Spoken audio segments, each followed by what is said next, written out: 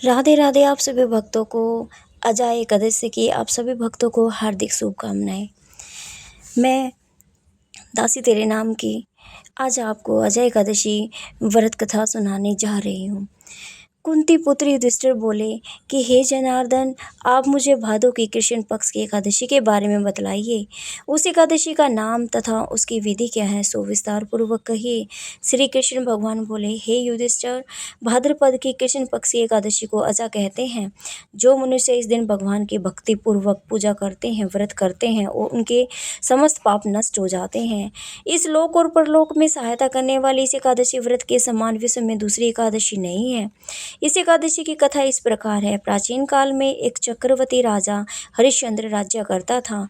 वह अत्यंत वीर प्रतापी और सत्यवादी था। उसने किसी अज्ञात क्रम तथा प्रतिज्ञा से राज्य को त्याग दिया था और अपनी स्त्री तथा पुत्र को भी बेच डाला। वह स्वयं एक चंडाल का सेवक बन गया था। उसने इस चंडाल के यहाँ कफन लेने का काम किया, परंतु उसने इस आपत्ति के काम में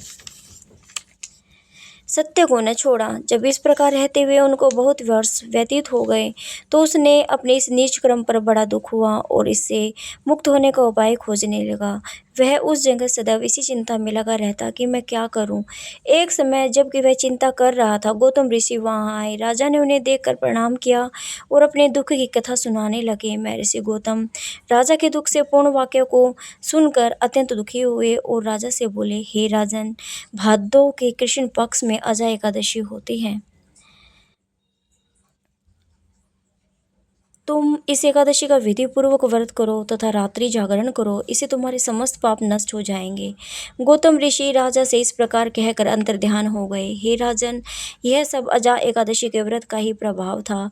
जो मनुष्य इस व्रत को विधि पूर्वक करते हैं तथा रात्रि जागरण करते हैं, उनके समस्त पाप नष्ट हो जाते हैं और अंत में स्वर्ग को जाते हैं। इस एकादशी की कथा के श्रवण मात्र से सौम्य यज्ञ का फल मिलता है। कथा सार। प्राणी को ईश्वर के प्रति पूर्ण निष्ठा रखनी चाहिए। कठिन परिस्थिति में भी जो सत्य का मार्ग नहीं छोड़ते, वे स्वर्ग के अधिकारी होते हैं। सत्य की परीक्षा कठिन परिस्थिति में ही होती है। अतः ईश्वर का पूर्ण विश्वास रखते हुए सत्य का पालन करना चाहिए। ओम नमो भगवते वासुदेवाय।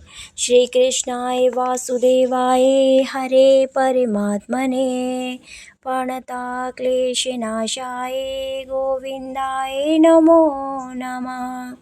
कथा के अंत में तुलसी महारानी की आरती भी करनी होती है। तुलसी महारानी नमो नमो, हरि की पटरानी नमो नमो।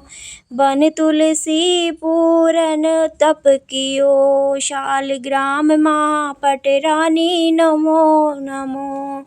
नमो नमो नमो नमो, तुलसी महारानी नमो नमो। जाके मंजरी कोमल मैया, श्रीपति चरण कमल लपटानी नमो नमो। तुलसी महारानी नमो नमो। जाके मंजरी कोमल मैया, श्रीपति चरण कमल लपटानी नमो नमो। तुलसी महारानी नमो नमो।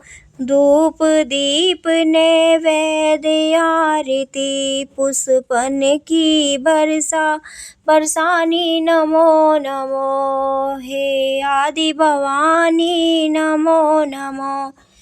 56 भोग 36 व्यंजन, बिन तुलसी हरि एक न मानी नमो नमो। जय जय तुलसी।